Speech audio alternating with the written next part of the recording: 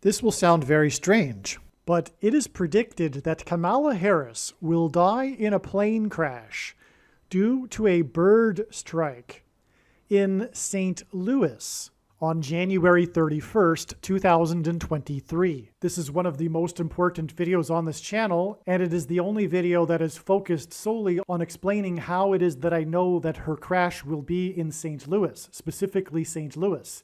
This video is about explaining the reasons for why St. Louis. The post date of this video proves that this prediction is being made ahead of time, as does this timestamped email and forensic notes PDF document. If you are skeptical for some reason, please email me and I will forward these to you.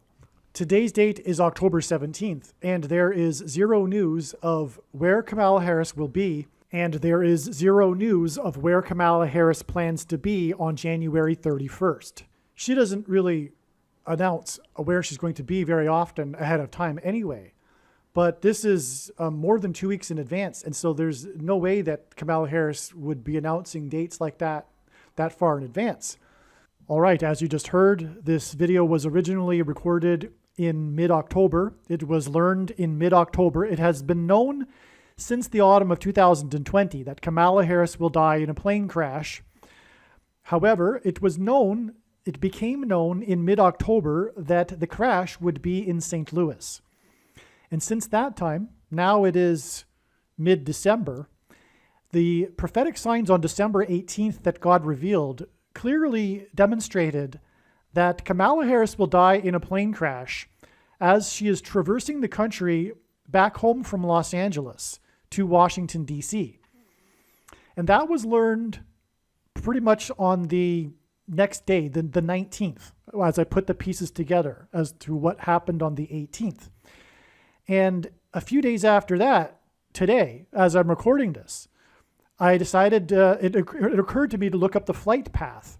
And sure enough, the analysis is correct, because the flight path over the country from Los Angeles to Washington, D.C., in fact, goes directly over St. Louis. It's absolutely astounding. And this is more confirmation that the analysis for the prophetic signs that occurred on December 18th are correct. And furthermore, much more than that, the big picture of signs prior to December 18th were indicating that her crash would be in St. Louis. But the manner in which she will crash, which will be turbulence. One of the prophetic signs on the 18th was turbulence, and turbulence will bring her plane down to St. Louis, and then as she is coming in for a landing, she will suffer, or her plane will suffer, a bird strike to its engine. This is how the Lord will do it, and all of the pieces have come together now. It's absolutely astounding beyond words. I hope to have time to make a video regarding the signs that occurred on December 18th to explain all of this much more, because there's way more to that. I didn't even scratch the surface of the profound signs that connect to Bible prophecy and things like this that occurred on December 18th. All right, I did make a video that explains the signs that occurred on December 18th. It is titled the P-22 lion video, this famous lion that was euthanized. It's an amazing video. It is also for sure one of the most important videos. And it is about much, much more than, of course, this lion. And on that note, don't let any of the titles of the videos on this channel fool you in any way. All of these videos are about way more than just what's on the title. It's difficult to put a title on a big picture of signs. Besides that, this video is absolutely amazing. Make sure you watch all of this video. The video that you are currently watching, as it is one of the most important videos. I think this will be the only video that will explain the reasons for knowing that Kamala Harris will die in a plane crash in St. Louis. Not that she will die in a plane crash, but specifically St. Louis. And this video gets exponentially more interesting and amazing as it goes. And I really tie it all together at the end. It all comes together at the end of this video. Make sure you listen to all of this video. Again, this is the only video that will be explaining St. Louis anyway. But this is for sure, one of the most important videos on this channel. It's just mind-boggling. And it gets more interesting as it goes. And it is extremely important. It is extremely important, and it really covers it is the big picture here. This video is the big picture. Other videos are explaining how she will die in a plane crash on January 31st. And what I mean is other videos are explaining trails and prophetic signs that are indicating this and explaining how this is known. This video in particular is explaining how it is known that she will die in St. Louis, specifically St. Louis. At least this is what I believe God's big picture of signs is indicating. To begin with, I'm just going to quickly read a short email that I wrote, and then I will get into some more explanation. This email that I wrote was written before November 3rd, when God had been pointing to November 3rd, and countless other videos on this channel explain the prophetic signs that occurred on November 3rd. Most importantly, and particularly, the 1989 World Series earthquake prophecy video, which is also titled the Church of Philadelphia Signs Prophecy video. And so I won't explain here in this video the signs that occurred on November 3rd, but this email that I will now read will explain the signs and connections that God was using to point to the date November 3rd. And just to be clear, I'll say it one more time. The signs that occurred on November 3rd confirmed all of the analysis for November 3rd that God was pointing to November 3rd. And so the rest of the information in this video, a lot of it will talk about November 3rd, and it is all confirmed with the signs that occurred on November 3rd, which are explained in the other videos. This email is documenting the prediction that Kamala Harris will die in a plane crash due to a bird strike in St. Louis, Missouri, on November 3rd, 2022. An eclipse is the result of the sun being exactly 400 times further away from the Earth than the moon, and exactly 400 times bigger than the moon. The Great American Solar Eclipse in the 17th year of this century peaked near St. Louis and over an area of the country nicknamed Little Egypt. In the Bible, Pharaoh in Egypt persecuted the Jews for 400 years, and Pharaoh is Antichrist symbolism. Exactly 400 days before the bird strike of Harris's plane on November 3rd was the day that the St. Louis Cardinals' historic 17-game win streak came to an end in St. Louis.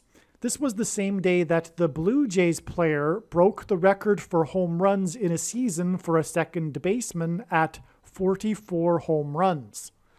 From the Bible, the number 17 is symbolism for the Antichrist, who is the 44th president that will serve a second presidency after he will replace Harris. This was also the day that U.S. Fish and Wildlife declared 23 species extinct, including a bird named Lord Godbird that hadn't been seen since 1944. The 44th president wore basketball jersey number 23 in high school. This is merely scratching the surface of the reasons for how this prediction is known in advance. For more information, please read the website trumpprediction.com. All right, now let's break this down a little bit. In astronomy, the grand coincidence, and this is an astronomical term, the grand coincidence is that the sun is exactly 400 times further away from the moon to Earth and is also exactly 400 times bigger than the moon. And this is what produces perfect solar eclipses. And as far as we know, this is the only place in the universe which there is able to view perfect solar eclipses. And this is the grand coincidence. And it's exactly 400, which isn't an odd number. It's an even number. And as I was saying, Pharaoh in the Bible persecuted the Hebrews in Egypt for 400 years. And so this eclipse that traversed over America peaked right in the center of the country over an area of the country nicknamed Little Egypt. And so this is a huge coincidence in itself. But it is pointing to the Antichrist. And, well, The second solar eclipse that will traverse over America in 2024 will pass over the path of totality of the first eclipse that occurred in 2017, exactly where it peaked, which is over Little Egypt, and also a place named Cairo, Illinois. In the Bible, the Antichrist is described in Isaiah chapter 31, and this chapter begins with, "Woe to those who go down to Egypt and rely on horses." Well, Barack Obama, right after becoming president, went down to Cairo, Egypt, to deliver his famous Cairo, Egypt speech in order to tell the Muslim world that America is no longer a Christian nation.